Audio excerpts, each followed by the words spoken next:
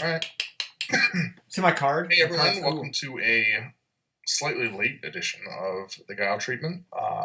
My co-hosts were both at the record-breaking Omaha PTC this past weekend. Congratulations on the record breaking. Congratulations. I was at home providing smooth commentary with Tip Beef. I really wish you guys had jazz music in the background. That would have been sick.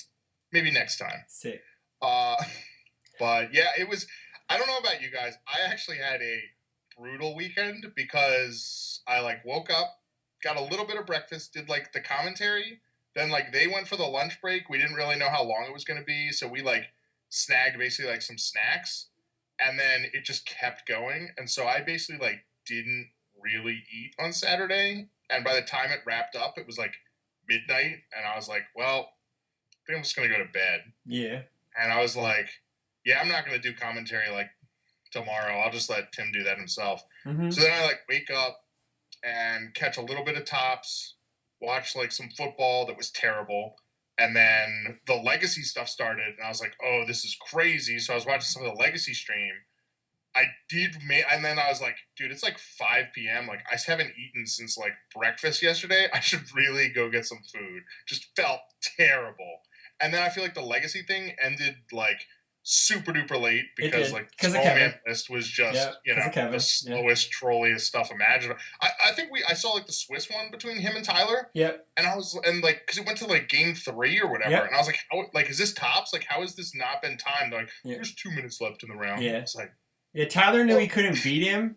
If Tyler won a game, this is before we get into everything else. If Tyler told me he won a game 1. He won game 1 because Kevin miscalculated, and then Kevin won game 2. Then he's like, Kevin can't beat me with the rest of the time left, so I'm just gonna make him do it. So he's like, here's what he said. He's like, you can't beat me before we run out of time, so we're just gonna draw. So if you take the draw now, and we sit here for a long time, or I'm gonna make you play it out. And Kevin played it out. So it went an hour long with the draw. So I think part of it is because I think he made him do it in the first game too, and Kevin fucked it up. So he was probably just salty. Whatever. Miles was hoping that he wouldn't make it. He's like, I don't want Kevin to make it in that deck and all that stuff. But yeah, whatever. But anywho, me and Barrett. Go ahead. But yeah, so then it was just I just got no sleep. Yeah. Didn't eat. I was like, man, I didn't even go to this tournament. I ruined my entire weekend. Sounds like I'm still recovering, man. I've been on vacation all week, so don't feel bad for me. But my sleep schedule's been all fucked up. So, but I've been writing some articles this week. I got out of my house today, did some yard work. So, yay. But yeah, had a little anniversary, right? Yeah, our 10-year wedding anniversary was Thursday. We went out for dinner and got a giant ass cake and stuff like that. And it was cool. It was good. Had some good food. Had some ramen. It was great. Oh man, I love ramen. So good. Looks like something did make it back with you. Oh yeah, that card right there. Yeah, that's mine now. Oh, it was mine. Miles was just holding it for safekeeping. But thank you, Garrett Brett. I love you. You're my hero. But yeah, that thing's sick. So I don't know if I'm gonna put it on the door or over on the wall over there. Or I'm just going to wait till we move and I build my streaming room where I can have a bunch of shit on the wall and use an actual camera instead of using my webcam on my computer, and I can get the entire shot. So, but yeah, it's pretty cool, man. Yeah, I almost put it in the front seat on the way home, but I had my windows kind of down. I didn't want to blow out my car, even though it wouldn't. I would instantly hit the brakes and stop. So just get rear-ended by a truck. But for my portion of the Omaha event, I'm not going to talk about because I did a teams report today, and Monday is my singles report. I didn't do one for extended, but I had blast playing Yori too. I made the right call on the character, bad call on the attacks, because the attacks they print now are way better. And if I would have played Reduction Ghost Thief Yori, I'm pretty sure I would have killed people faster than I did with his older attacks. But I like playing old attacks, and Chasm Buster's still broken with Yori too. I was just saying, what did you run? I assumed Chasm Buster. Chasm. But I was like, what else? Yori 1 attacks. Now I gotta ask. What symbol were you on? Chaos. Oh, man. Okay. I could have played Evil too because they shared a lot of the same stuff. I mostly my dream is to run Iori 2 with Jagged Barrage. Oh, gotcha. So when they build 4, you're just like, hey, what's up? Take 7. Also, funny thing is that Divine Trip isn't as broken now as it used to be. So it's kind of like a mediocre attack. But unless you're in desperation, and then it's really good. It's a good attack. Yeah. But like, yeah, I mean, you can also just play like Flying Spear. Exactly. And I probably could have played that and still, yeah. Because an 8 high for 6 multiple one is pretty sick. So, yeah. Yeah, I mean, it's good. Like, the biggest thing about it is that it's Desperation 3. Mm-hmm. Yeah.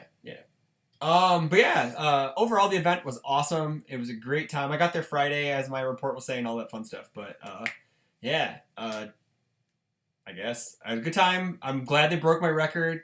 It means I get to break their record next year.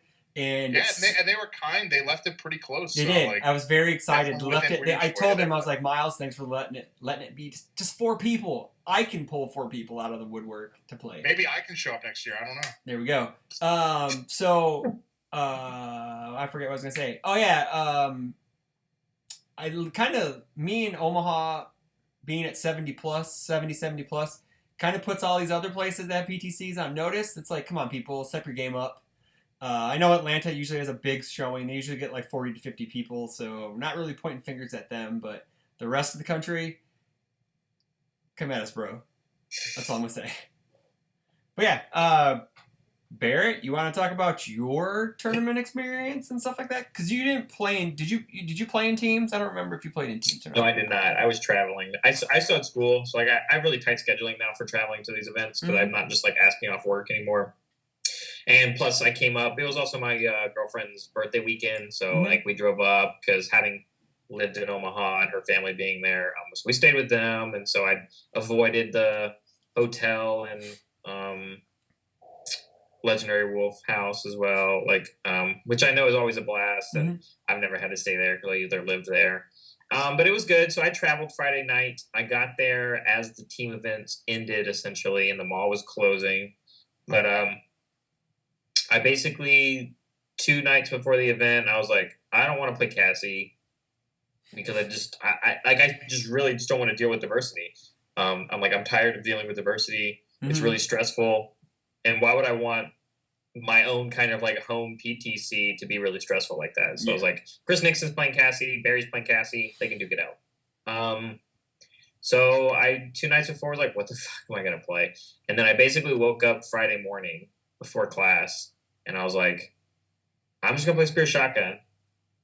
Let's figure out who I'm going to play it in. And I basically laid out my decks, and I had 3 different decks. And I had Quan Chi, I had Spike One, and I had Shinnok.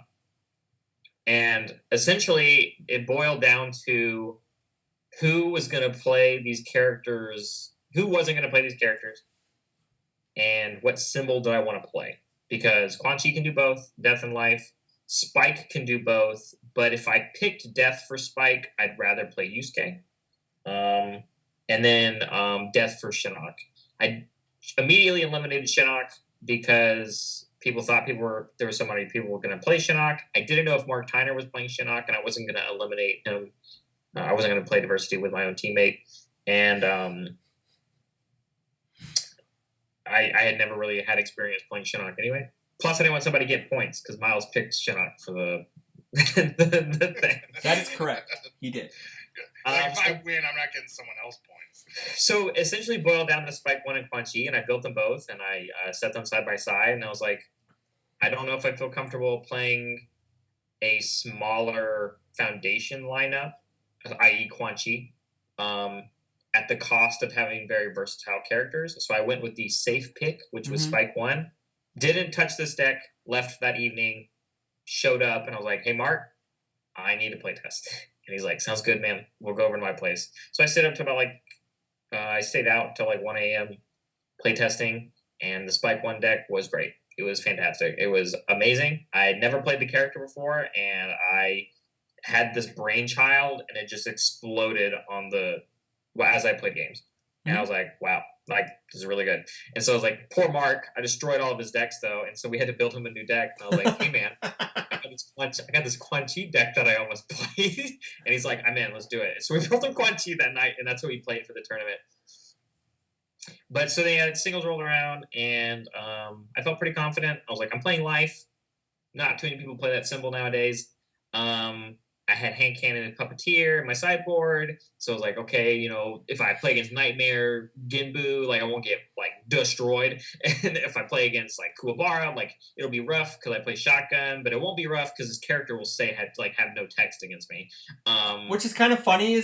Wasn't there like there was like 5 or 6 of those nightmares there, right? There was it was like it was the most. It was like 4. It was like 4 or 5. It was nuts. Didn't play any of them, but I played double Kuwabara in rounds, and so I was like side into these Hand Cannon Puppeteers, and it worked great. Like it was fantastic. Rounds were great. I lost to you, Chris, which you had it recorded, but you lost it, so no one's gonna see you. It's okay. I got bodied by triple moonset. Maybe if I won the die roll, I probably could have won it. But you did kill me with like triple shotgun on your game too, right? That was pretty cool, dude. I actually did that against Richard in a game. I did it against Ryan Fields in game 3, and just ended it like on turn 2 or whatever. I was like, I'm just gonna triple shotgun you, and I did it against you. There was multiple people where I just triple shotgun people. It was pretty good. So I lost to you in rounds, and then I lost to. You don't have your handy dandy whiteboards with you? I do. They're actually right here. I just didn't pull it out. Yeah, he filled out a separate whiteboard for every round. Now. Yeah, dude. Yeah. Okay, so we'll go in order. Round 1, I played against my local player, CJ. Great guy. I met those guys this weekend. They were awesome.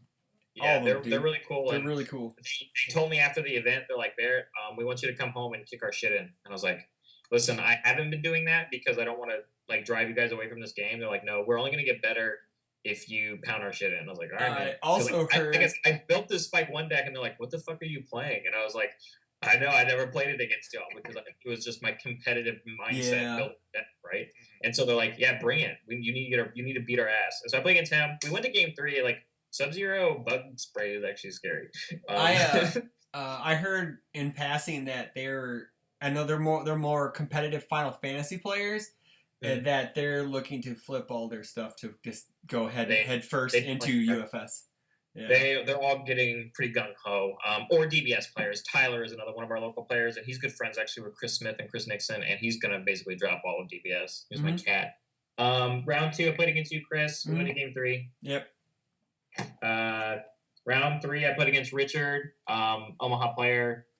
Current team world's champion, second place, and he was playing Kuwabara. We went to game 3. He was underwater. Round 4, I played against James Stevens, my good old buddy, playing Goro Earth, who also topped. I got smacked by him. I was like, 40 vitality, I can do that, easy peasy. I saw 0 low blocks against that guy, and I got destroyed by like Dark Cherry Toes. It was over in 2 games. So we're like 2-2. Round 5, I played against Chris Rodenberg. I gotta give huge shout outs to this guy. I lost to him. Whoa, shocker. I went 5-2. I already said I lost to 2 people. He left to go watch the Husker game with his wife, and so he gave me the win. But he smacked me up playing Reptile underwater because, again, it was like Goro and Reptile were the same thing. I saw 0 low blocks against Goro, 0 mid blocks against this guy. He smacked me, but he gave me the win. So I was like, shout outs to him. He's probably the only reason I topped. I proceeded to, knowing that I could have 2 losses and was just gifted a win, I was like, all right, I can't lose any more games. Yeah. So in round 6, I played against Tyrell Scott, a really cool guy. He was also playing Kuwabara underwater. I used my experience from Richard, and I 2-0'd him. Again, hand cannons in game 2 basically just solidified it. And then in round 7, I played against Eric Nelson, playing All Might under All. The indie player, yeah. Yeah. Game 1 was kind of a slaughter. It was a slobber knocker, basically. Like, I couldn't turn to him. He couldn't turn to me, but he won the die roll. So when his turn 3 rolled around, he just had enough. Game 2, I had one of those triple shotgun games. Like, I don't know if you can see it on but like, Here's my vitality that I started. There's his. And there's three shotguns in here, so it's that was it for that one. And then game 3, he just didn't build anything, and then I saw a spirit gun and just destroyed everything, and it didn't have anything. Then we went to the top 16. I was 11th seed. 11th seed, yeah, because Ben Lamright was 10th. In top 16, I played against Reptile. Again, I was like, this is where it ends. It's all over. His name's Jeff Hunt, but it's spelled a little weird. Jeff. He's a newer Omaha player. Reptile Underwater. Is he the Jeff? Is he the Jeff from USFU? UFSU? I think he does the post for them. He's part of TCGU, yeah. Okay. So yeah, I played against him. He's a cool guy. We had fun. I told him as soon as I sat down, like, I got bodied by reptiles in rounds. I'm probably gonna lose. Game 1, I definitely what you want to say to your opponent before you beat them. Shush. Game 1, I did 4 damage to him and lost. And game 2, I won. I did 7 damage to him with a spirit gun. I did 2 damage with him, I think, with like a crappy crisp splat or something, and I smacked him for 18 with a shotgun, and that was that game. After he had taken me to 10. Game 1 was because he saw like Subblade turn 2, and I had nothing to do with it. And so then the hand cannons came in. Like, I had stuff to play against like Subblades and multiples, and I had that stuff. Game 3, I think we went like 7 or 8 turns, and he could not find the stuff to kill me. And I just couldn't get through his defense. I poked him for 4, I poked him for 2, got him down to like 12 at some point, and then finally I saw my shotguns, and then I closed it out. And I was like, oh, I guess I did it. Top 8, I played against Ryan Field, who I am notorious. He was playing Jackie Briggs, and notoriously I always punt a game against him. I did it in Nats when I won. Game 1 I won, which was really nice. Were you the lower? You were the lower seed in that one, correct? I was lower seed on every single. Okay. Yeah. Going first was proving to be the trend. Or sorry, the people on the top side of the bracket were winning, which was the trend, except for the people. Everyone that I played against won their top seed bracket. I was in the awkward spot in the middle, and I was like just getting. I think Ben was too, because he beat Nick, who was 9th or 7th. He was 10th, so he would have had to have been 7th. Yeah, 7th, because he beat Nick in his top 16 match.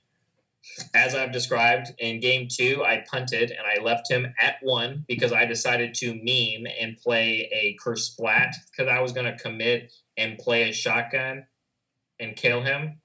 But I forgot he had Ninja Outcast on the board, and he just discarded momentum and canceled my commit. My next card ignores, and so I sat there and I'm like, I could have just hard played the shotgun for +1 more diff, and that foundation would have been commit. I hard threw. Like, it was the worst thing I've ever seen.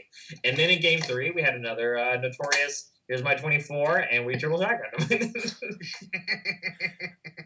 I was like, I'm not throwing this game. So it was like, I built 5, pass, and I was like, here comes my shotguns. And then I played against Tim Keefe, and that video actually just went up on the page. So you were it went up on Monday or Tuesday. The actual video of it went up on Monday or Tuesday. That was the first video that went up. And so shout outs to Shane for winning the whole thing. After he beat me in top 4, I took him to game 3, and I genuinely think, we played some great games. Game 1 was rough for me. Game 2 was kind of rough for him, and then game 3 we played longer like turns, and it was just. I went 3 turns not drawing any attacks because it didn't. Like 3 of my shotguns were in my discard pile at the beginning of the game, and it was really rough. And so I had to get to the orange that was left of my deck, and I never got there. And so he beat me.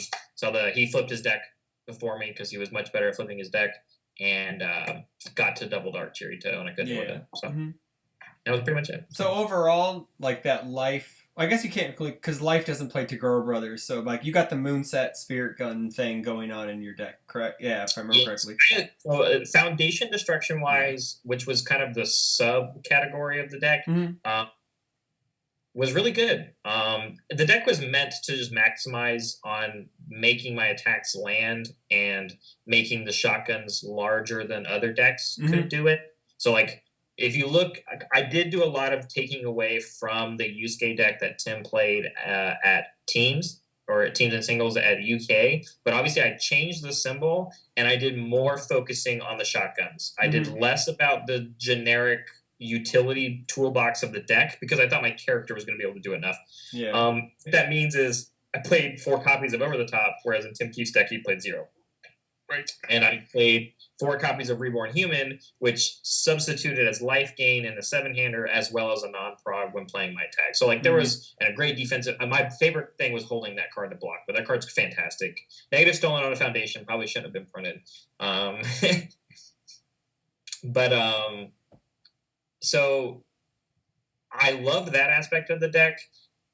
But what I probably didn't like was that I did not have as much foundation destruction as I would have had playing the death symbol. And the reason why that matters is because there were so many matchups where I play. I mean, you even saw, like, I played against 2 5-handers in Swiss plus a Goro. Like, I played against these low hand size characters.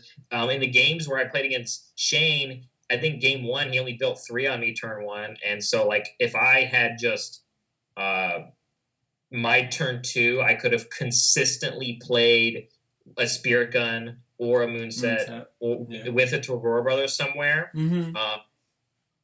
I would have had a better edge instead of me destroying like 1 or 2 foundations throughout a game. I destroyed 3 or 4. I think really would have pushed the deck a little bit further. Honestly, my biggest regret is that I didn't sideboard bangs in my deck.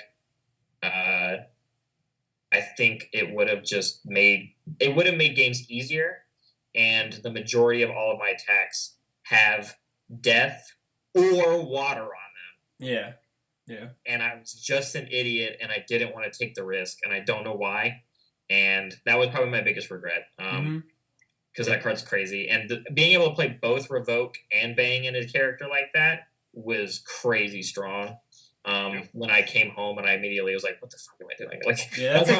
Like, my biggest regret was not putting Bangs in my sideboard. I did the same thing when I came home. The first Monday when I got home, put Kotal Khan out, laid him out. I'm like, well, this is changing. And I went, because there were cards that I had taken out to make the deck smaller that I missed.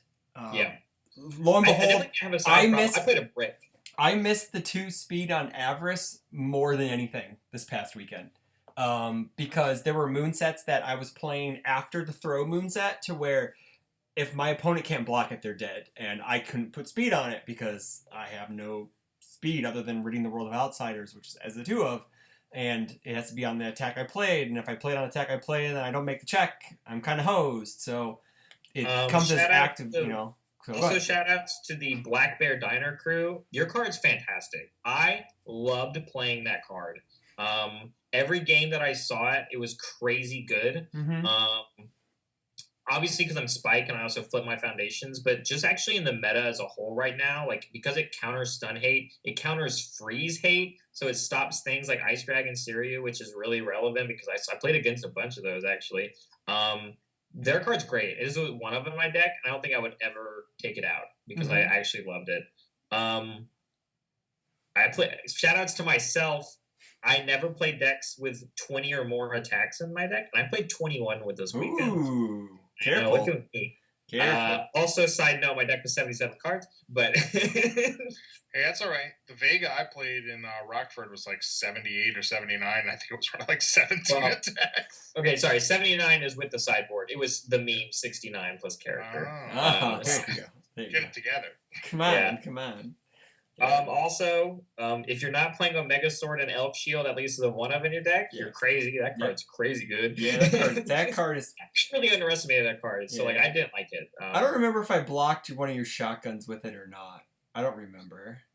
I either did that or I made it a throw and you looked at me like I was weird. Then you go ahead, play the Demon Realm. And I'm like, okay, cool. And I just go, fuck. Let me talk about Demon Realm Awakening real quick. That card's already good. Everybody knows Buy all the copies you can now. It's a rare. It's like $5.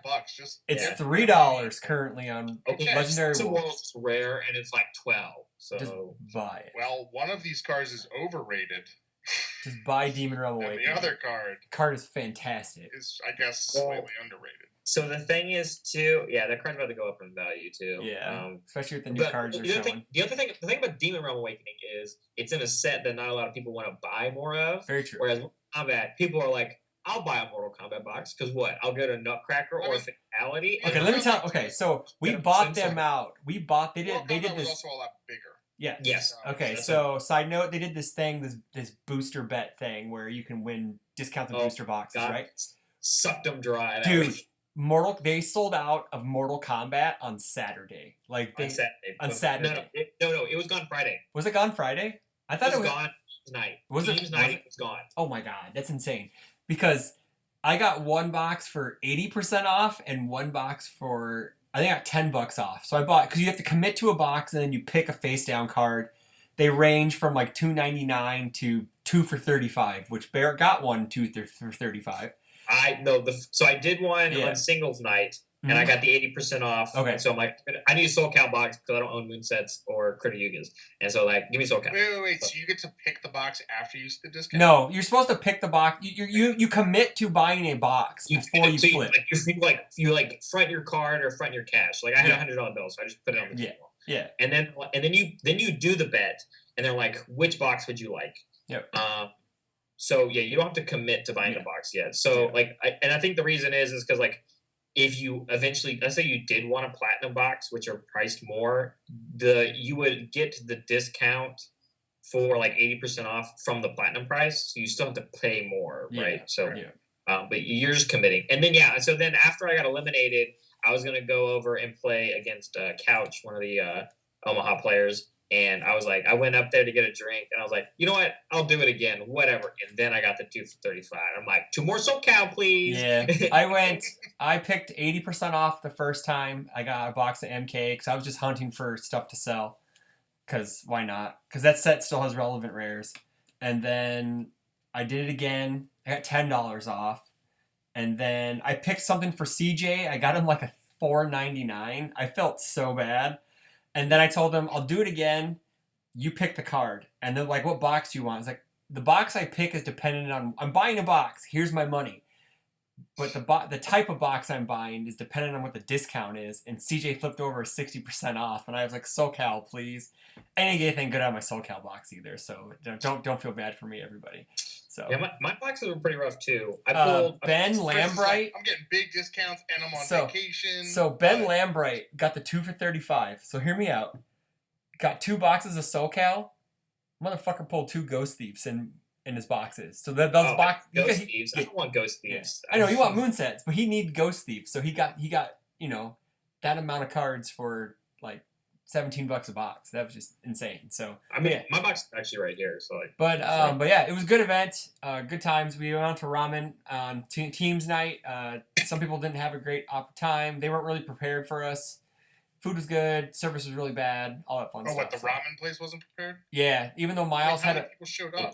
They brought like 50 or 40 people or whatever. Yeah, but the issue is Miles had made a reservation for that many people, so they knew how many people were coming, and so I don't get why they weren't ready for it. So I work in the restaurant industry. Yeah. You're never prepared for that many people. That's you want to know why? Do you want to know why? I don't really care. I'm curious. There is not a single restaurant out there that I know of that can cook that many people's food all at once. Very true. So what the fuck do you expect them to do? Yeah. I had no issues with it. So, but anywho, so points, I guess. Talk about points. You guys each got a point for diversity. I got a point for attendance. Much to the chagrin of Barrett, who's like, let's get people to drop so Chris doesn't get points. And then I won the winner. I got Tim 2, and then Rob got the no lose situation of having Gemini Man 1 and Skull Man 1 in the finals of the Eternal event. So he was excited for that. So points as they stand currently. Oops, where'd they go? It's right here. Rob's in first with 19. Barrett's in second with 16. I have 14, and guests are way, way, way behind. With 8. Oh my god, it's been at 8 for like 4 or 5 weeks. Yeah, it's been pretty bad. It's pretty rough on the guests, and I don't know if it's gonna get any better with Tim's picks. So we'll have to see. Yikes! It's pretty. Yeah. Also, shout outs to my Yu Yu Hakusho box I got for being in top 4. It was a 7 ultra rare box. Oh, sick. Nice. 2 are the same one. Yeah, that's okay. All right. That's been seeing a lot of play. That's so seen if you, tons if of you play. don't have them, like Yeah. I have now. So I guess before we get into the Jenks PTC, there was a little bit of a tier list thrown out. Actually, What? hold on. What? That what's it called? Like 7th or Prism Storm Yeah. of Torment or whatever. Yeah. Like I regretted not doing commentary with Tim Keefe for like the match that was on stream. That was Ben Lambright versus Chris Nixon, because like he like played something and just came up like just short, right? And starts playing Foundations, and every single like Tim's just like, oh man, like it's not good, because like Ben Lambright's at like 2 health or something, right? And like everyone's just like, well, I guess he's just gonna like pray that he doesn't draw attacks or whatever, and then he just like plays 2 Foundations and just drops slams it down like a Prism Storm, and everyone's just like, oh my god, and we just realized, we're like, dude, imagine that like Chris Nixon just sitting there like, cool, he like milled like, because I think he like used Voice of Reason to mill a low block out of his hand, and he drew a better low block and blocked the Ore Strike, and it's like that would have killed him. Had no cards left in hand, and he just starts building Foundations, and you know he's just feeling like, yes, like got like super lucky, like blocked all this stuff out, like totally gonna kill him next turn, and all I have to, what's that card? Shit. It's like absolute roller coaster of emotions. Yeah, that's where I'd be like, and that was my 6th card, and here's the 7th. Yeah, I think they said too is I think he had like drawn the Demon Realm like off of like an Artifice check or something, so like it had like come together like during the turn as well. Like it was just oof. That's JJ lost his Prism Storm 2 in top, so yeah, I've lost to that deck multiple times over here in Rockford at locals. So when Ben brings it, yeah, it's been pretty. It's a pretty good deck actually, all things considered. So before we go to Jenks, we got a little bit of a tier list sent out to some of us, and Tim Keefe posted his tier list. I don't know. The legendary Tim Keefe. The legendary Tim Keefe 2. Every year on the year. Is it? It's every major, right? So far, he's done it before Worlds. Oh, I thought it was just every Nats. No, he's done it before. I think he did it before Worlds. Was my first time doing it was before this World. So, yeah, not a whole lot of surprises. I'm gonna pull it up real fast. We don't want to get too deep into it because you can just go read it.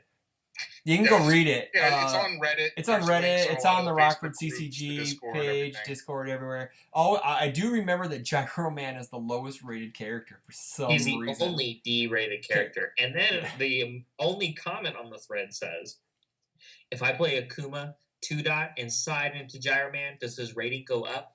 And I think it was the other way, but no. Yeah. So we ended up. I'll go over like the Lord Raptor, Zhonghua were the only 2 S tier characters, which is fine. I think most of us would agree they are the best characters. They're the past 2 singles winners of majors. Yes, so that makes a lot of sense. So, makes sense. Cassie, really haven't lost a whole lot. Cassie, next in the A+ tier, we got Cassie, Tim 2, Akuma 2.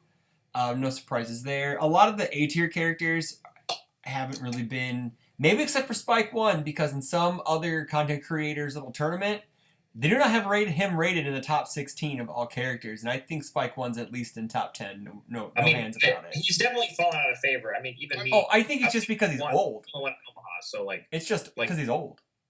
I think that there's some of that, right? Like with that rating, with this, I think a lot of it is sort of influenced by what's been seeing play recently. Sure. Like, I think, like, there's definitely, like, some of the MK characters, some of the Bebop characters that are starting to, like, slip from consciousness a bit. And they aren't necessarily bad. It's just, like, they don't get played that much, Very true. You know? Yep. Yeah, because even at the tournament, like, I think almost every Bebop character was represented except for Asimov and Katarina. Correct. And Twinkle Murdoch, too. Yeah. Did anyone play Jet? Yeah. Was there one? Yeah, one of the Metamaniacs guys played Jet. Okay. Trent played him in teams and had a horrible night, so he swapped to Devora and got his ass beat. So I feel bad. But yeah, there was a Faye. Obviously, Ed and I got second place. Yep. Matt Perot was there because Dave Powell played him. Dave Powell was playing. Yeah, he has a matchup on the channel too. He got recorded. So, was then- there a spike he was too? the first round, right? Oh, and Byron, another Omaha player. Byron was Played playing Spike. Spike too. Yeah, he was playing Spike too. Yeah, he could still dish out tons of damage if you get the correct draw. So, we got Jetta, Yoshimitsu, Spike 1, Yusuke, Lila 2, Shinnok, Kotal yay, Goro, Guile, DJ, not the Street Fighter DJ, D apostrophe J. We have to make sure. Dejanet, like Django. Vicious, who is still seeing multiple play. He topped this past weekend. Jackie, Slinkatu, Rando. Not to be outdone, but we also have Vega. I think he had actually I saw 2 or 3 people playing him this weekend. Sure. Vega, Turn Loose 1, Scorpion, Kung Jin, Mike Hardiman 2, buddy. You are still good. Don't try to downplay yourself. Kuwabara and Eden Ein round out the A- tier. The great thing about Mike Hardiman character is that it's the same situation as like if you look at Shane Duckworth's deck, you can play that same sort of like Bastion Stands power flippy stuff with him. Power flip, fusion refusal like thing in him. Yep. And that commit on Mike Hardiman for +X is huge. And that almost debatably has more card text on it than what Tim Keefe 2 says. Tim Keefe 2 just plays a more generic UFS game, whereas like Mike Hardiman commits to that game plan. Yes, honestly, it's probably a cool way to avoid diversity. Come play Mike Hardiman inside into Tim 2. If you have Mike Hardiman. Which if you went to the Rockford PTC and topped, you do. So 16 people? I already had mine before that, but JJ had one too. Yeah, JJ had one too. So anywho, I don't think any of us would disagree with the A tier to S tier. I don't know if any. There are people in A tier that I wouldn't put in A tier. Kung Jin A-, A+. I'm going to take the Garrett Brett stance and say, even though I put Goro in A, I definitely should have put him in B or C because he's really not that good. Here's the thing. Even though he could fuck you up, he can fuck you up though. So the thing to think about for so that's part of it too. Is I think some of the reactions to like Tim's tier list is just having a different criteria. Like when people think of like S tier, A tier, B tier, whatever, like you have in your own head like kind of how you make those what they are, and like Tim sort of like gives the criteria, and like whether or not people like follow it the way that Tim would fill it out, like is they may or may not. I can see Tim's head exploding when he reads some of this stuff. The numbers, averages everything, and dumps it out there with like no commentary provided whatsoever. Yeah. So like the thing is like yes, there's gonna be things you disagree with, like. That's just how it is. It's more just like this is sort of like a general pulse of like how people feel right now. And like there's always going to be characters that, are down in like low B, maybe even C that like actually are like good. And like, people are like just not like respecting them. And there's probably going to be characters that are like up in A that actually are like B or lower. And, like they've had some like good results, or like the card pool is like really favorable for them, and like and it's going to turn, or people will sort of like get used to their gimmick, and like or something like somebody like Killick, like I'm not saying Killick's bad, but it's one of those things where like his best results have been played by like Jeremy Ray, who's a fantastic player. Like who else has been showing up with Killick to like anything? No one. And like I would still put Killick like fairly high, and a large portion of that is because like I sort of envision like, okay, at Nationals, like if Jeremy Ray plays Killick could win, right? Like if he wasn't playing that character, like I don't know if I would think of it the same way. So, go ahead, Barrett. You wanted to say something. Oh, I was just saying how, like, if people didn't notice or if they didn't know, the people that are sent the tier list, like, it's prefaced with, these are what I think A, S, B, C, D stand for, but you're welcome to do it however you'd like. Like, he even says it, like, in it. And I'm pretty sure the Reddit post says it, too. So, like, I think one of the biggest confusions is that the discrepancy between S in A tier is a little convoluted because like the question is like It goes S tier is if forced to bet. Win, essentially. Yeah. Who's gonna win? Who's gonna win? Yeah, basically S tier is if you have a gun to your head, who are you gonna pick to win? A tier is basically you have a noose around your neck. Who do you think's gonna win? Something like and then that. And then B is that cutoff of like who can make top cuts, but a long shot to win. I don't know. Like I sort of described it, because I voted in some of these. Like sometimes I get the email and then completely forget that it even exists until the tier list goes up, and I go, "Oh shit!" Okay. Yes, I did do that. But I sort of imagine it sort of like S tier is literally like, "Hey, who's gonna win?" Like 5 seconds, go. And then like A tier is basically like, would it surprise you if this character won? No. All right, they're A tier. Yeah. Then like B tier is like, would it surprise you if this character topped? And if like that's a no, then they're B tier. And then you basically just go into like, okay, is this character awful? And then it's like C or D. Would you be surprised if this character was at the event? Yeah. Wait. No, that's not even okay. So no, C tier is this character could post an okay record, but is very unlikely to make top cuts. D is this character awful? D is this character is a lock. Nah, because listen, D is this character is a lock to sit at the bottom tables all day, a la Nightman. So kind of like how Tam played Nightman and sat at the bottom table all day long. Nightman was not in D tier though. That was surprising. So what I heard was some people had to scroll over to even select D, so they just put it. Just put everyone in C.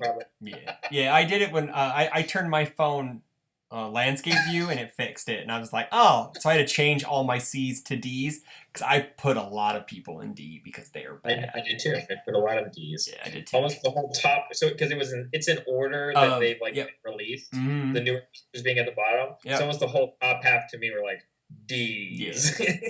Yeah. But anywho, so that's out there. Take a look at it, share it with your groups. It's a good conversation starter, man. Absolutely use it to determine who you want to play because it is infallible. Yeah, if you don't play, I did the math. If you don't play any of the top 26 characters and A- and up, don't even bother showing up.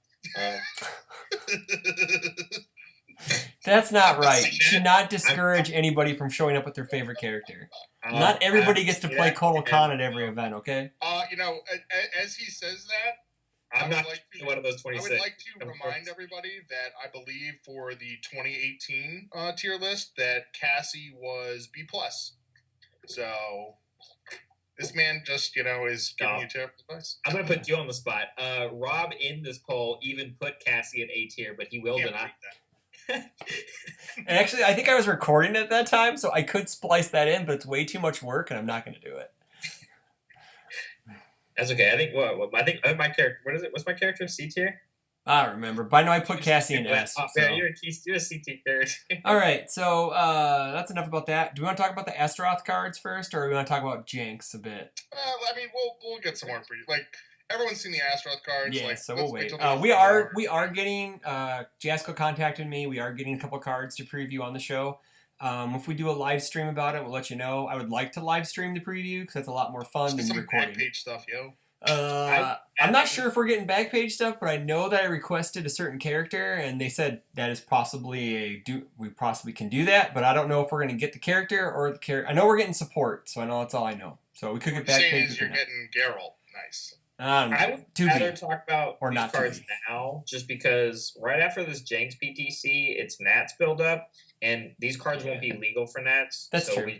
We probably shouldn't talk about it. And we also have a Nats show I got to schedule, so because Garrett wants to be on it, we're going to get Dave, because I always get Dave for these shows. So gotta get I don't know. Wait, that may not also happen because Garrett's getting married this weekend, and I think his honeymoon's next week, so I don't know if he's going to be able to be on it because we're going to have to do it on the weekend. So he's like, guys, I'm at the beach. Like, let's make it quick. Come on, let's make it quick. We're just going to throw Tim Keefe on anyway. We'll just throw Tim Keefe on anyways because he's the man and a Guile Treatment Hall of Famer.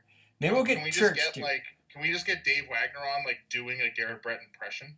I think we can make that happen. I think we can.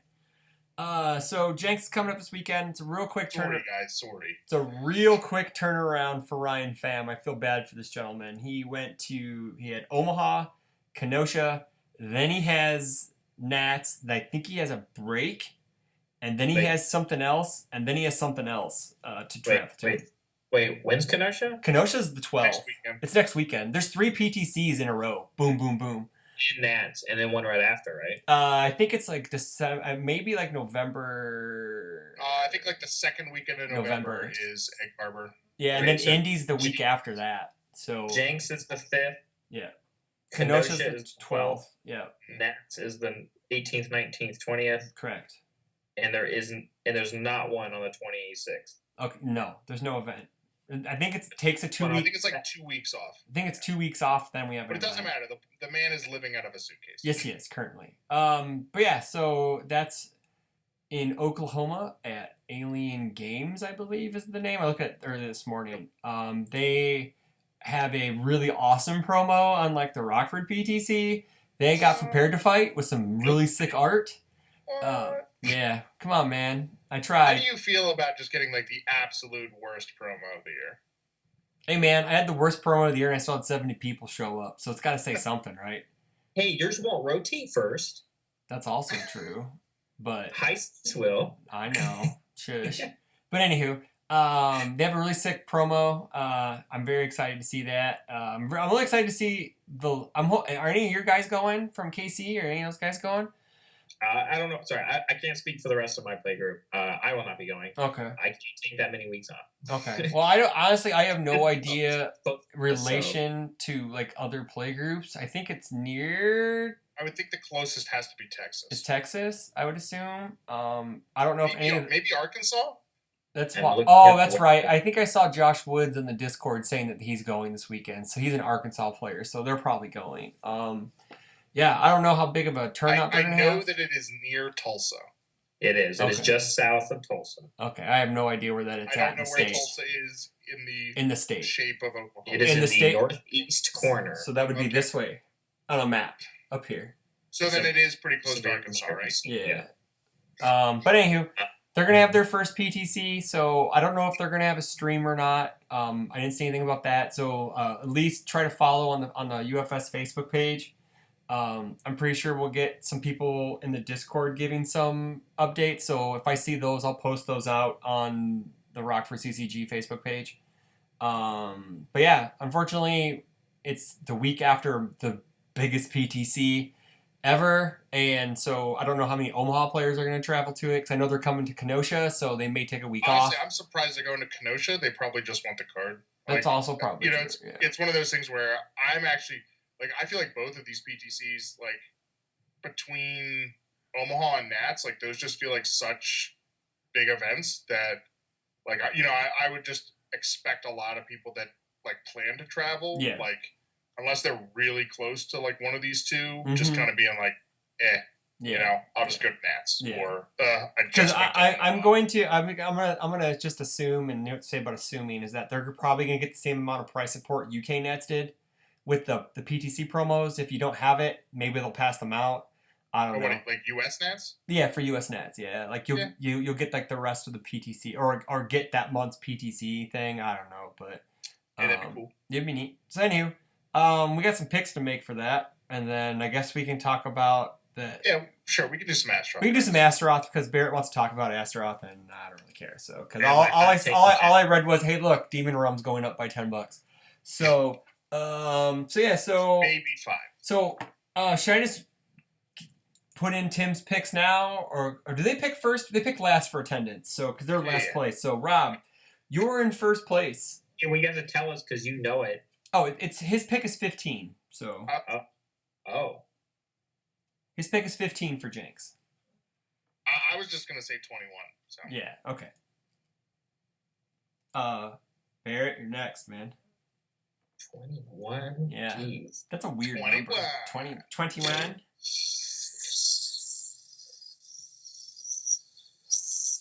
Wait, how many? He said 15? Yeah, he said 15. Rob said 21. There's a big gap because I always do the weird number over and leave a bunch of numbers in between. I'm going to do Oh, you are second. Okay. He's thought second. Chris was No, trying to I'm pull third one place, over. dude. I'm third place, bro. I'll be 16. I'm caught in a tear. You think there's gonna be less than that? That's crazy, man.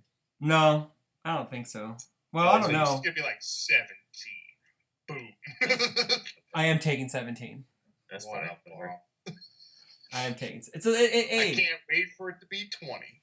probably, and then I get points. So, because that's right. So character-wise, should I just tell you what he picks? Let me just give his. I guess just the first pick, and I don't want to double up, so if we double up on the last one, it's fine. Okay, he took Super Skullman 33 as his first pick. So that is a bold choice. Because I don't know how many people at this event will have them. That's also they might have the old one. The old one's legal. So sure. Yeah. So Rob, I guess character.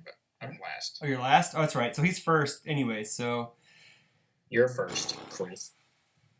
This guy's so not ready. No, because I really want to take Cole Khan, but I'm not going. So that's But yeah. I'm gonna take Yoshi. I'm gonna take Yoshimitsu. I'm gonna ride that Yoshimitsu train.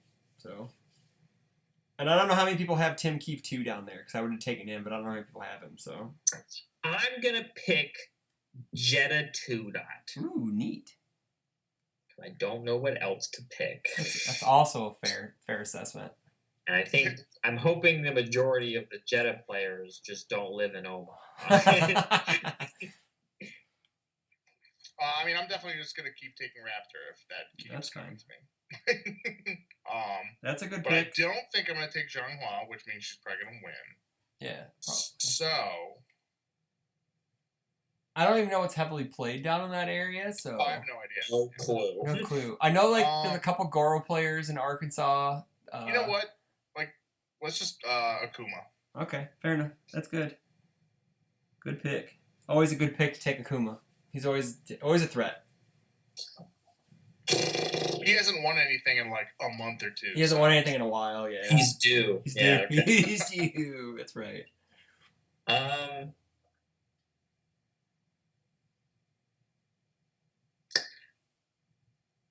gonna pick Rando. Damn it. I'll pick a hyper aggro character. That was the one I was thinking of. I'm not taking what Tim has. Tim has Yusuke. Okay. I almost said Yusuke. Oh shit. Pick Spike. I thought about it. It's not a bad pick. No, it's not a bad pick. But I'm gonna take X. Okay. I'm gonna take X. Tim has 1 diversity. I know diversity doesn't matter. 15 people? Yeah. Okay. That's a bold pick, Cotton. See how it plays out for him. I mean, I'll just take 0 for this. Yeah, I'm taking 0 too. I don't think. I don't know how many travelers there's going to be, so I would expect people to. You taking nothing? Really taking much 0? step on each other's toes. So. All right, so we have Rob. Rob's at 21, Raptor 2, Akuma 2, 0 diversity. Barrett's at 16, Jetta 2, Rando, 0 diversity. I'm at 17 people, Yoshimitsu, Zhanghua, 0 people being diversified. Our guests, who is picked by Tim Keefe as our honorary picker for guests when we don't have a guest. 15 attendance, 30 Skullman 33, and Yusuke in 1 diversity. So good luck to everyone involved, except for you guys. I need all the points I can get to win the prize that does not exist. So we'll see. Yeah, how that goes. this guy was making a big deal of points in Omaha. I'm like, what do we even win? I haven't thought of it yet. Right. Just before we get into the Astaroth cards, as a thank you to my Patreon subscribers, I'm going to have 3D deck boxes printed out by Trent. He's going to print out 3D deck boxes for you guys. So you'll have one of 2 designs to pick from. It will have the Rockford CCG logo on it, and it will be a thank you for supporting the channel. If you want to support the channel even further... do you want to... sorry. What? I'm going to interrupt. It's okay. Check out patreon.com, Rockford CCG. Check out our website with all the great articles that Barrett and Rob have written. I've written. We have a dissertation on attack lineups written by Tim Keefe. It's in one giant dump. And then it's a part 1. There's also a part 1 and a part 2 of the same article, just so people who want to take it in at smaller increments. So yeah, and always check out our YouTube page, which you probably are if you're watching this now. So, Rob. Don't you have an October giveaway? I do have an October giveaway. Yes, we do. We have a community donated giveaway. Rob Newman from the Chicago group donated a box of 7th Cross, and then our boy Kevin DeMarco had a few. It's Diet Kevin. It's Diet Kevin, whatever. I like calling Kevin Light, whatever.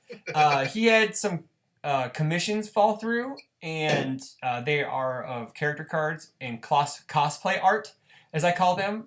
We got Melina as Sea Viper. I believe Katana is Samus, but I've also heard she's someone else from Metal Slug. I don't know. And then we have Reptile as Bowsette as... Oh, that's who I should have taken. Damn it. Reptile, not X. God damn it. I even thought to myself, too. Reptile is Bowsette because, he's a meme.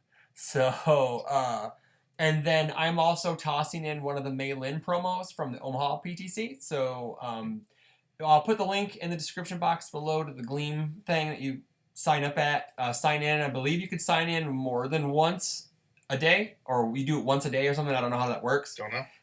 But yeah, so please sign up. All you have to do if you win the box, I just ask you pay for shipping and handling because that's not cheap. And then the cards, I'll send out an envelope, top loader, all that fun stuff. So yeah, I guess that's it. So please do that. Have fun. Good luck to everyone involved. Unlike the raffle we had for the Kazuyu Repas, Parker Hughes, congratulations. They were already in the mail as of now. You're probably getting them tomorrow because I shipped them Wednesday. So they're probably getting them tomorrow. All the people who did not win the Repas all got 3 Skullman and 1 Mei Lin courtesy of Legendary Wolf Games. So please... Hey, that's not bad for like $10. So please... give them thanks. Shout them out when you get it. Hashtag Omaha was legendary. Please do that. That'd be great. Send them a message. Tell them thank you because he donated those out of the kindness of his heart. So, yeah. Cool. Guess we're moving on to previews? Sure. I got it pulled up. You ready? Yeah, dude. You can read it all. I'm going to pull them up on my phone, I guess. Yeah, so. They're on my phone. All right, cool. So, set name, we can start there. Oh, yeah, that's right. Soul Calibur 6 Libra of Souls. I like the icon for the set symbol. It's Soul Edge, basically. Oh, it's the eyeball. The eyeball in Soul Edge, yeah. And then they showed us the second character of the set, sorry. There is another A-named character, predictably before AS. Oh, yes, that's right. And we also know early money is on Amy. It's on Amy because of the playmat, right? From UK. So I think what were they saying? Like from the playmats from the UK and from like the Premier Store stuff, it's a pretty safe bet. We have? Well, obviously we have Astroth. Amy. I think Amy was on one. I believe Tira, right? Was on the winner playmat. Tira was on the winner playmat. JJ got? Yeah, I think so. We also have... There was like a Cervantes, right? Yeah. Attacking like Sofitia and Taki. Yeah. And then we also have Raphael on one of the Premier Store mats, I believe. And Valdo as well. Yeah. It's definitely interesting to do some like set theory on the numbers because it's 110. Each character with 9 card support. 12.2 repeating. And then like you substitute one of those for the box topper, which is 12.1 repeating, which means there's still an extra card. Honestly, it's probably like because like I know Rise of the Masters was like 108, and there were like 2 or 3 box toppers, and now that box toppers are part of the set, it's probably just like 2 toppers. Do you think we're getting 2 toppers in the same box? We did with Street Fighter vs. Darkstalkers, so they probably. Ooh, do you think they threw in the Maxi 2 dot into the box topper? Maybe they might. I don't know. Like, it's definitely possible. But yeah, the reason why I was doing math was because that leaves 12 9-card pages, one of which is usually dedicated for back page. Back a page, but then that leaves 11 characters, which is incredibly hard to split up 12 symbols evenly. Did Soul Calibur 1 have a back page? I don't think so. I don't remember. No, it didn't, because it was Oslamel. So I don't think they may not have a back page. Because they'll each have probably an asset, their weapon, right? Yeah. If they continue the trend, so 12 characters. Yeah. I know based on the like character portraits and stuff that like weren't included in the first set. I think what is it? They said I think like Amy, Tira, Valdo, Astaroth, Cervantes, yeah, Raphael, Cassandra, I think, right? Oh yeah. Raphael. Yeah, and I don't know. I think there's a couple more. To make a set. Who was it? I don't think we're gonna have any 2 dots. There shouldn't be any 2 dots. It's the other half. It's the other half of the roster. So it's basically. Right. And, well, the thing is, like, people were asking. Sung Mina. Oh yeah, Sung Mina. Yeah. It's like, do you think reprinted Maxi will be in here? I'm like, no, probably not. He might be a box topper. Yeah. It would make sense to make him as a box topper because you're probably, even though I think they should just give him out as a promo, but everyone's gonna buy one box at least. So, and you'll crack enough at your premiere store, at your pre-release or your release events to where they'll be giving those things away. So. Oh, right. Talum as well. She was another one. Yeah. That's right. So anyway, moving on. Yeah. So they showed us Astaroth, who's the second character of the set. He has 6 hand size, 33 vitality, Earth, Evil, Fire. Copy Sama symbols, boys. Right.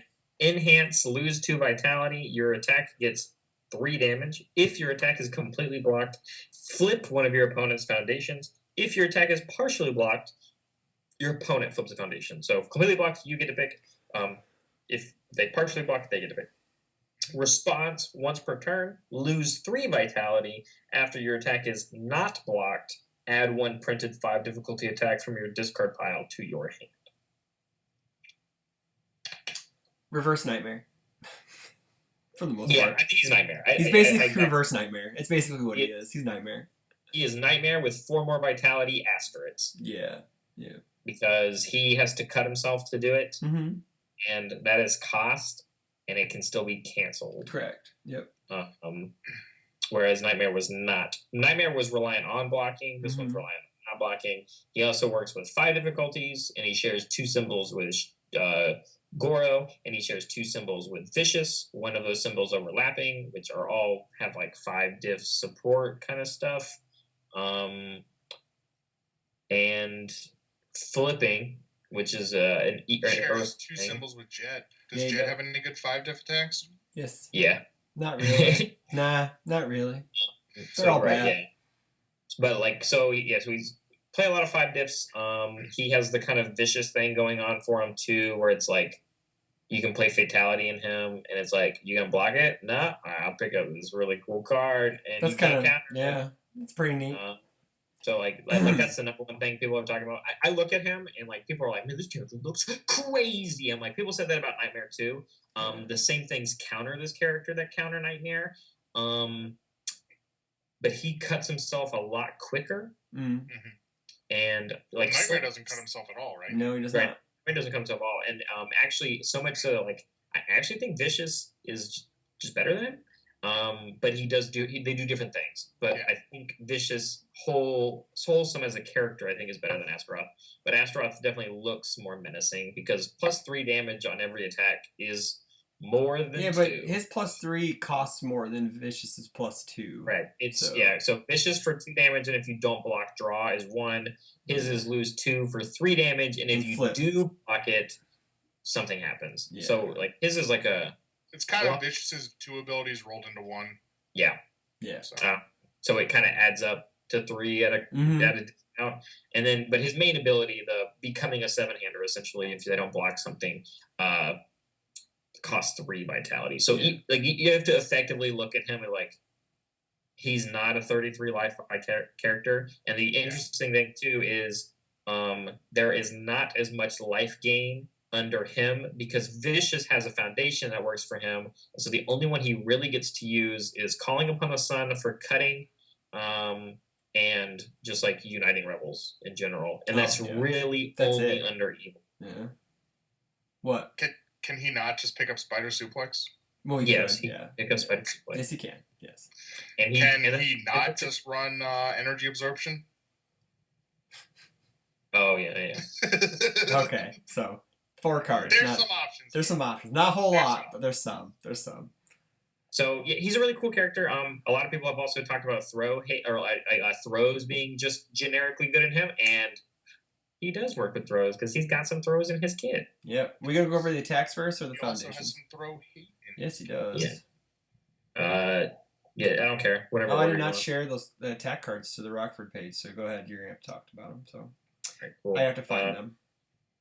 We'll do the attacks then. We'll start off with his rare attack. Poseidon Tide Rush. It's a 5 difficulty 3 check, 1 mid block, So epic sounding. 2 mid for 6, multiple 1 weapon combo with a throw.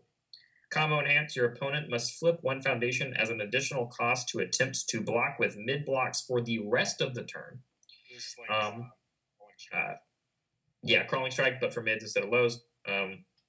Enhance. Discard the top 4 cards of your deck. Multiple copies of this attack, you get +2 damage and gain throw. so you could play that. You can play that with Reptile, right? Yes. So that's the thing. So it's a mid, which means, and it makes your opponent flip for mids. So it has like this synergy with any mid attack based characters, which are just like Reptile you're talking about under Earth, which this is a huge boon for him. The problem is you must now play a throw, but Spider Suplex, as you were just talking about, is a mid throw. Spinning Pile Driver is a good mid throw you can play that character too. And that also, granted, honestly, go ahead. That fits into the whole flipping foundation thing. Spinning Pile Driver does, because as first E flip something. You know, it's a pretty good combo for him. You could play Swallow Your Soul into this. And once you give it the 3 damage, even if they block it, it's presumably going to still deal 3 unless they have like a throw block. Yeah. So you'll get the momentum for it, and then you can combo right into this, and you have the momentum for the multiple. Yeah. So and then he gives this 3, which is 9 base, which means it deals at least 5. Or it's not a throw, sorry. It's not a throw, full block. So this is 9, and they're very slow, so that is going to be a thing. So like this gets easily countered by like Prepare to Fights, which is now a PTC promo. It gets easily countered by like Gyro Chain Drive or Gyro Chain. Yeah, it's Gyro Chain Drive. Chain Gash. Chain Gash. And then the multiple gains throw, which is really cool. It's like the opposite of Killseeker. Because this one doesn't have throw, but the throw does, or the multiple does. But the multiple gets more damage, so the 9, 10, 11, and it's a throw. So it's really cool. It's really nice. It's on a 6 in everybody, unless you're playing Timky. Oh. So yes, you found out the secret tech. Cool. I think it's going to be pretty good in draft as well as a rare.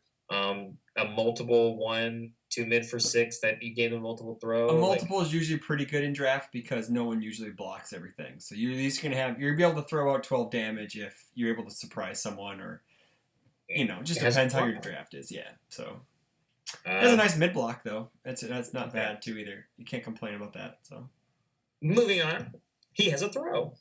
It's who would have thought? Sleight of the Wicked, 5 difficulty 3 check, 3 low block, 4 high for 6, Desperation 4 throw. Enhance, discard the top 4 cards of your deck. This attack gets +1 damage for each of your opponent's face down foundations. Yeah, it's pretty crazy. Stock up on your Demon Realm Awakenings and your Prepare to Fights, children. And protecting Yukinas and all that fun stuff. Yeah. Just get all the throw hate. Just teach those people. Don't play that shit. Yeah, so it's a Shokin Grab, essentially. Mm-hmm. It's Shokin Grab with a different condition. Probably an easier condition. Like I know like Astaroth's going to play this, but I see Desperation instantly, and I think it's Scorpion. So like that's a 12 damage throw in Scorpion. Yeah, just 12 for whatever. 12 for basically for free on a 4. Yeah. And he can make it 6 speed high? Yeah, 6 high for 12. Yep, pretty sick. Yeah, and and if they have some flips, you could probably get a couple extra points of damage out of it. Whatever. I mean, there's a bunch of cases for this because it's 2 things here. Like it has Desperation, which means it gets picked up by Undying Rage as well. Mm-hmm. And because it's a throw, it can go to your momentum. So when you ever discard momentum for cost of something, Undying Rage can pick this up. Sure. I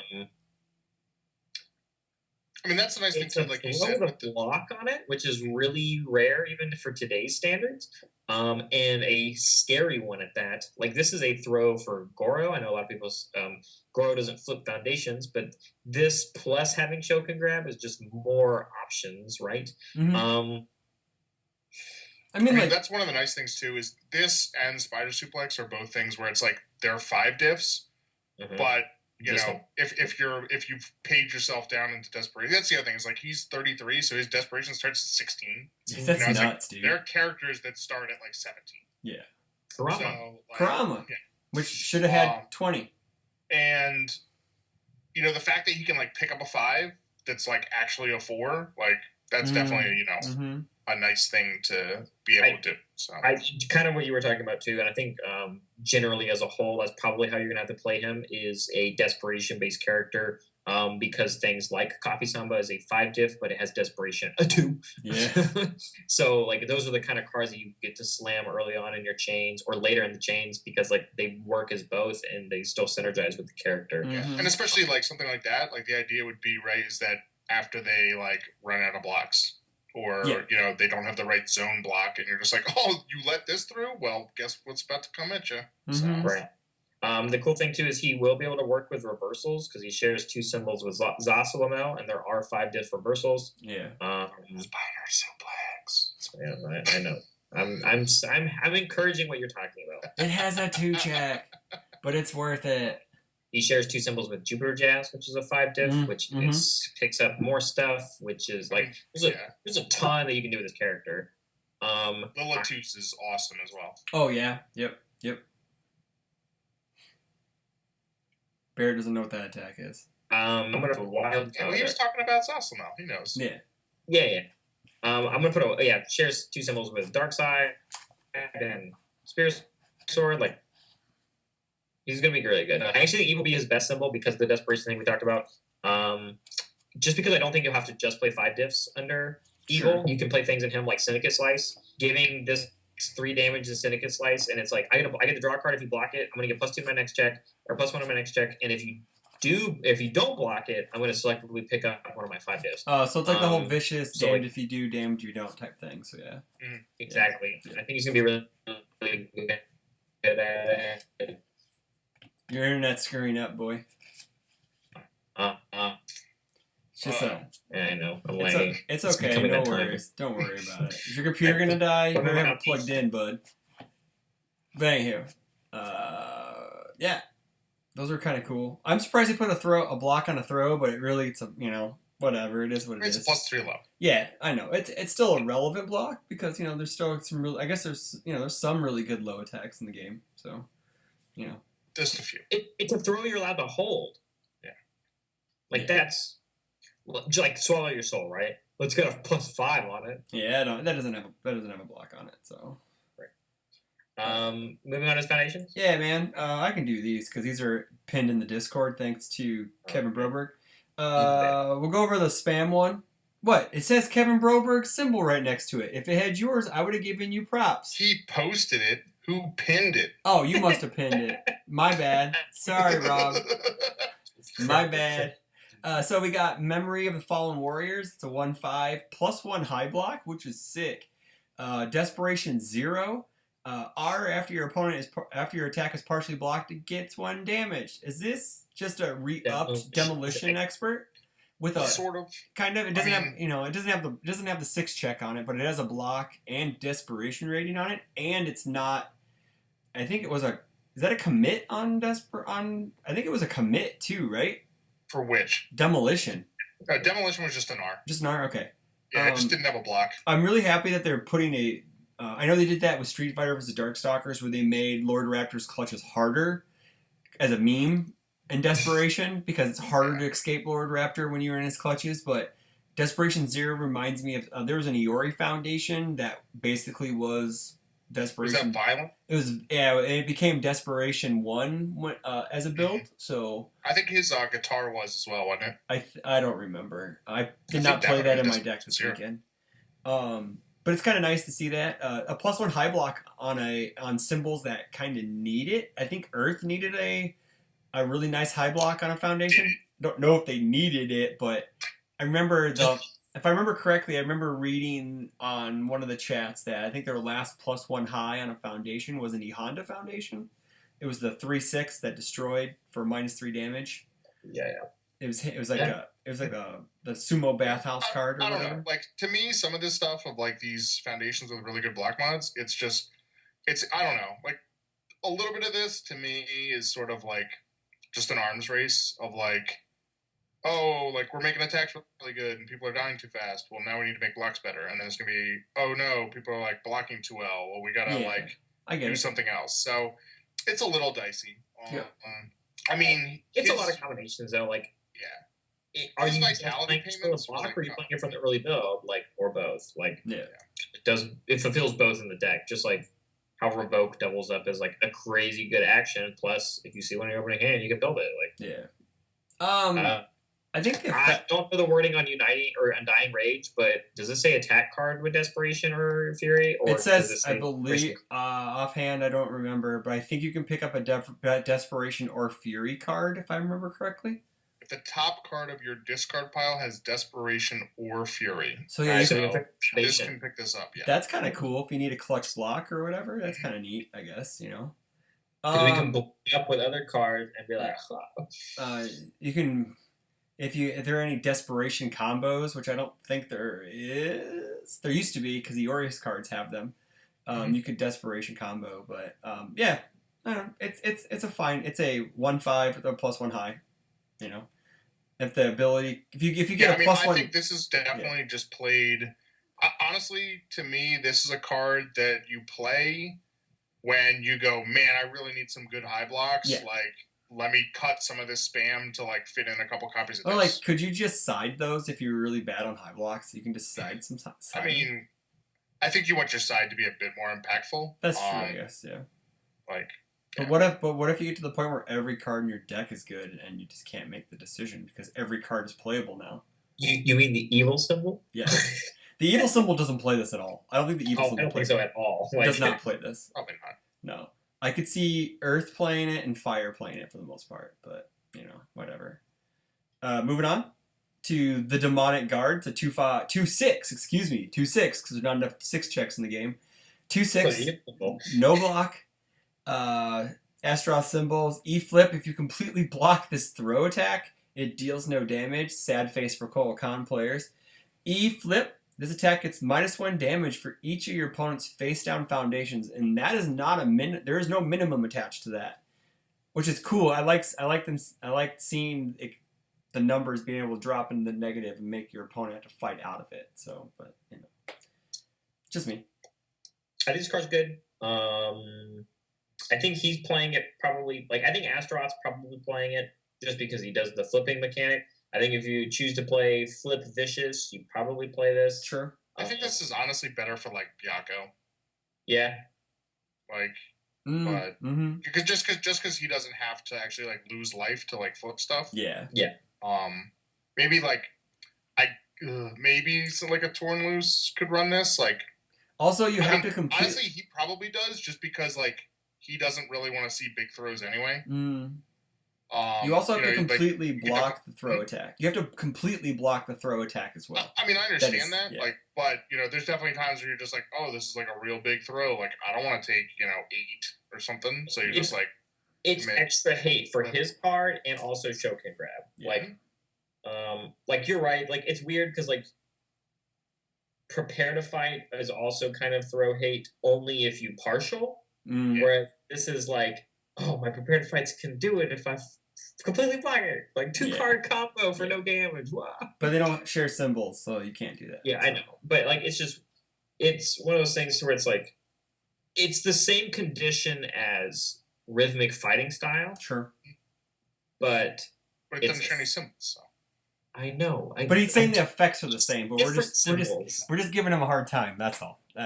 So, but the reason you're like, even if it's a throw, you want a full block with Rhythmic, so it removes, you take nothing. Like, Yep. I got to get around those in our game too. and I didn't. I died to triple shotgun. Yeah, right. I mean, I guess that's the big thing too, right? Is that, well, I mean, this doesn't help you against shotgun. Not Nope. against and no. You know, I noticed one of the things like, oh man, Kodal, and it's like, well, when Kodal makes that moonset a throw, guess what's going back to your hand is the first enhance. Yes. Yeah. Oh, for sure. For sure. Hey, pick up that non-block that's going to make you not take damage from this. Okay. I mean, it's the thing. Like if I have a ton of face downs playing Spike 1, playing shotguns, like, man, guess what's getting blown up by a spirit gun so that you still take a ton of damage from my shotguns? Mm-hmm. Like, for sure. Because you're good at DRing it, but like, yeah, I don't know if it's enough for non-flip characters to play like you're talking about. I think Byakko plays it. I think if you play Earth Flip Vicious, you probably still play it like a 2-of. And if you play Astaroth, you're probably playing it, but I don't think it'll much outside of there. Yeah. Like, even for the throw hate part, under fire, you get freaking Yukina. You get Yukina. You also get Dalsim's one, which is fine. Enhance commit, this throw goes to 0. Oh no, it's remove, I thought. It's remove. Okay. It's remove or destroy. The throw attack becomes 0. Yeah. Whatever. Like, that's better than having a pocket. Like, I don't have to lose a card for that one. Hey, you know, this will be good for like a couple weeks until Power Struggle comes back. Yeah. And then, This is for draft. If you play these symbols, it's better than putting in a face down card. Yes, very true. Because it's a 6 check. 6. It's a 6. You can always do with that. Some card tags. Yep, with some card tags, for sure. It's good, though. It's cool. Like, it's good. It will see limited play outside of Astaroth. So, I mean, honestly, it might just be a sideboard. Like, it's one of those cards that, you know, if you expect to see a lot of throws or something. I mean, like, if you're just chunking people, if you just don't want to take a huge chunk of damage and you've been burning yourself, the minus damage is nothing to, you know. You don't have to destroy it or anything, and there's no minimum. So you could play like Last of His Kind -4, then flip this to put it in so far you can't do anything with it. Some extra set theory crafting, just because we kind of talked about it, and I know we're kind of basically done. But because this is a Soul Calibur set, and because if they choose to do the same set design they did with the first set, this will be really interesting because this is another set with a bunch of actions and assets. Well, wait, I thought. Oh yeah, you're right. Some of them have actions, right? Or all of them had one of each. They all had one of each. That's forget because the actions sometimes weren't relevant, or not banned. Or we're too good. Yeah. And not banned. Mm-hmm. Very true. You're right. Yeah, so we're gonna have more actions. We're gonna see more assets. Which means when Homemade Explosives comes back next, no, it's December. Next year? Yep. Yeah. They'll be really good. Those Homemade Explosives. Yep. I mean, Harold is already still here. Yeah, Harold's is, I walked into one of those teams. I was like, oh, fuck, someone's playing Herald's of Germania? Oops. Yep. Even though they had it on board, and I still played my Omega Sword on board. I was like, I need to draw more cards. I'm playing this card. You moved it. I'm dead. So, yeah. But anyway, yeah. So that's pretty much it. I got nothing really else to talk about. Oh, the pin tournaments are this month. The pins are really cool.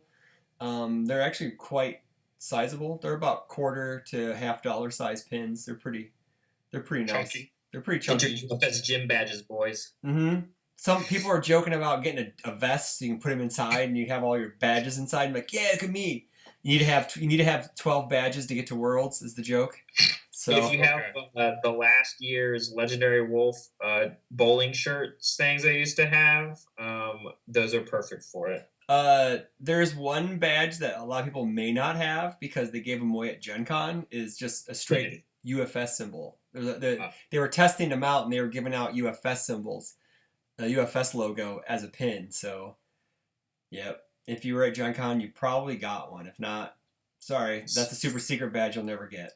Maybe. So, if I collect the original 12 symbol ones, does that mean I have to go and fight the final boss to get my Infinity symbol badge? That would be sick, and I would be totally up for that.